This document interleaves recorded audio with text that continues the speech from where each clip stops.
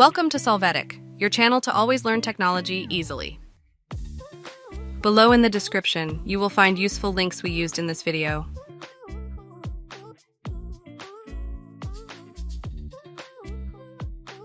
Today in Solvetic, we will see how to bold table lines in Word. You'll start by opening the Word document to see the current table. There, click on the cross sign to select the table. When doing so, in the Table Design menu, click on Borders and then choose the Borders and Shading option.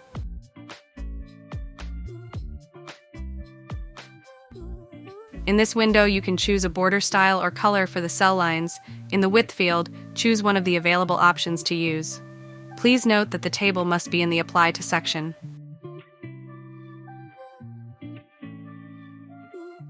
When you click OK, you will see the new width of the table lines in Word.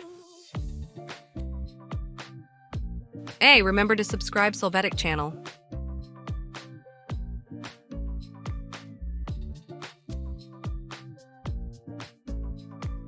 We hope it has been helpful for you. Here are links to watch more videos of your interest and subscribe to the Solvetic channel. Thank you.